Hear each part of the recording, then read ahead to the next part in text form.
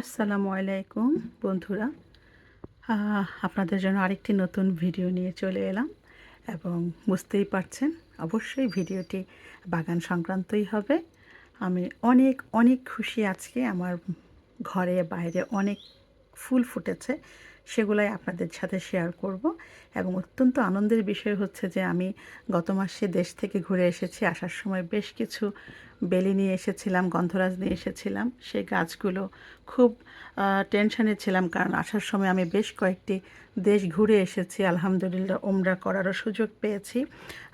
7-8 দিন ধরে গাছগুলো আমার সাথে ছিল, মাটি ছাড়া পানি দিয়ে বাঁচিয়ে রেখেছিলাম। তো ভাবছিলাম হয়তো টিকবে না, কিন্তু আল্লাহর অশেষ রহমতে এই যে দেখুন আমার গাছগুলো, মনে হচ্ছে আল্লাহ তাআলা সহায় হয়েছেন। তারা একটু একটু করে বাঁচার চেষ্টা করছে। এটা একটা আশার সঞ্চার করেছে আমার মধ্যে। এখানে কিছু বেলি গাছ আছে যেগুলো আমি মরক্কো থেকে এনেছিলাম প্রায় 1.5 বছর। এতদিনে মনে হলো গাছগুলো শাখা প্রশাখা মেলছে, জানি না, কিন্তু খুব দুর্বল মনে হচ্ছে। এখানে আছে আরও কিছু দেশি গাছ। এখানে একটি বেলি গাছ, এখানে আছে একটি শিউলি গাছ, আলহামদুলিল্লাহ এটাও একটু আধটু করে শাখা প্রশাখা মেলছে। জানি না টিকবে কি না, আল্লাহর ওপর ভরসা। আল্লাহ যদি চান তাহলে সবই সম্ভব। আর এই হচ্ছে আমার দেশ থেকে আনা আরেকটি গন্ধরাজ গাছ। এটাও মনে হচ্ছে তার নতুন পাতা ছাড়া দেখে মনে হচ্ছে যে আলহামদুলিল্লাহ সে ভালো আছে। পেছনে আছে আরেকটি গন্ধরাজ গাছ। এটা গত রাতে ফুলটা ফুটেছে। কত বছর পর যে গন্ধরাজের গন্ধ পেলাম, মানে মনটা খুশিতে ভরে গেছে বন্ধুরা, কিভাবে বোঝাবো জানি না। আমার খুবই প্রিয় দুটো ফুল, গন্ধরাজ এবং বেলি। এইখানে দেখুন দেশ থেকে আনা আরও একটি বেলি গাছের চারা।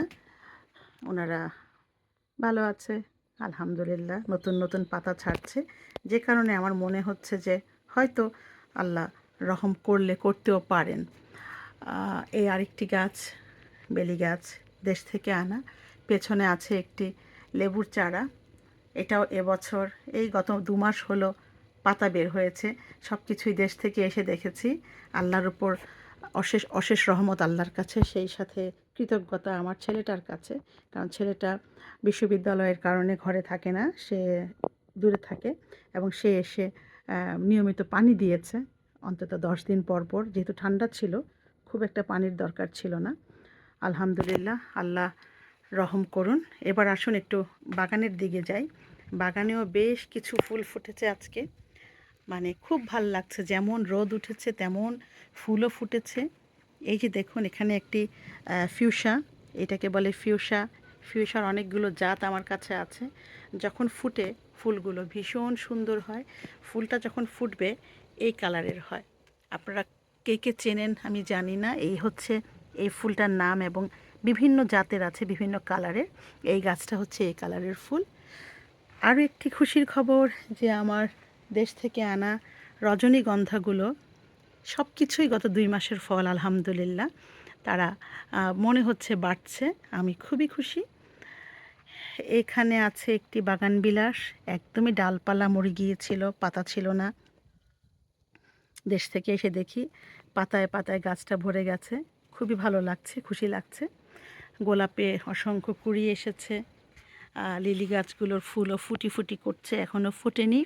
এবং এখানে কিছু দেশি গাছপালা আছে ইউকেতে, যেগুলো ইউকের ওয়েদারে হয়, সেগুলো সব কিছুর ফুল ফুটছে। এই দিকে আছে কিছু, এটা হচ্ছে, এগুলোকে বলে বোধহয়, ভুলে গেলাম নামটা, শুধু ভুলে যাই, মনে আসছে না, ভুলে গেছি নামগুলো।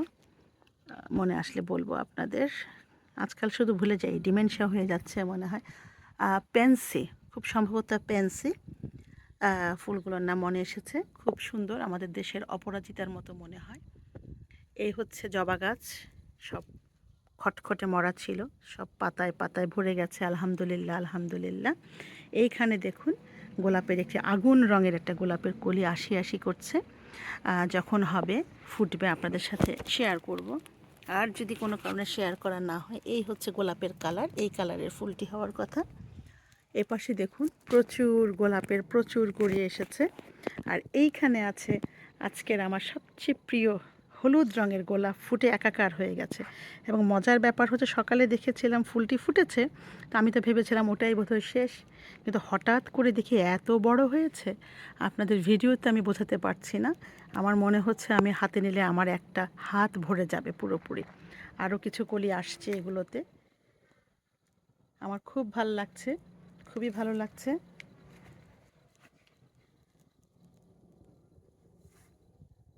এইদিকে বেশ কিছু পিওনি, পিওনি কারা কারা চেনেন জানাবেন কমেন্ট করে। পিওনিও কয়েকটি কালারের আছে এখানে, এই একটি কালার, পেছনে আরেকটি পিওনি দেখতে পাচ্ছেন। তার ওপর এখানেও দেখুন বিভিন্ন গোলাপের কুড়িতে ভরে গেছে। এই হচ্ছে আরেকটি পিওনি, আলহামদুলিল্লাহ কুড়ি আসছে।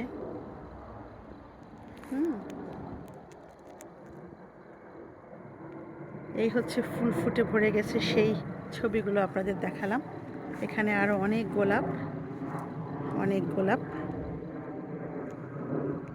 এখানে একটি গোলাপ আছে, এটা অবশ্য নতুন কিনেছি। এক গাছে দুই কালারের গোলাপ। আমার মনে হয় না আসলে এক গাছে দুই কালারের গোলাপ, আমার কেন যেন মনে হয় একটি পটে হয়তো দুইটি গাছ লাগিয়েছে। এটা মনে হয় না যে গ্রাফটেড, গ্রাফটেড গাছগুলো মনে হয় একটু দুই কালারের ফুল হয়, দুই তিন কালারও হয়। বিশেষ করে বাগানবিলাসে এটা খুব বেশি দেখা যায়। এগুলো হচ্ছে কিছু জংলি ফুল, বাগান এখনও ওইভাবে পরিষ্কার করা হয়নি।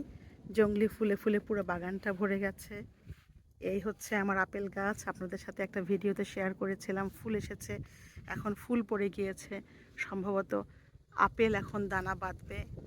এটা হচ্ছে, আমি যদি ভুল না করি, এটা হচ্ছে একটি প্রুন গাছ। এই প্রুন গাছ অথবা প্লাম, যেটাই হোক। এই পাশে আছে একটি অত্যন্ত দুর্লভ গাছ, ফিগ গাছ, যেটাকে আমরা তিন ফল নামে কোরআনে বলা আছে। এটা হচ্ছে ফিগ, প্রতিটা গাছের আগায় ফিগ এসে ভরে গেছে। খুবই এক্সাইটেড আমি, কোন দিন বড় হবে আর নিজ হাতে পেড়ে খাবো ইনশাল্লাহ। আর এই যে দেখুন বাগানের চারপাশে জংলি ফুলে ভরে গেছে, কিন্তু তারপরও ভীষণ ভীষণ ভাল লাগছে। এই হচ্ছে জংলি ফুল, খুব সুন্দর। কার কার কোন ফুল পছন্দ, সাদা ফুল, পার্পল ফুল, অনেক অনেক জাতের ফুল আছে এখানে। আমি জানি না, সারাদিন কাজ করি কিন্তু আমার মন পড়ে থাকে বাগানে।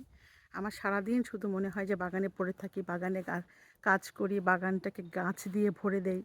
এরকম কার কার অভ্যাস আছে জানাবেন।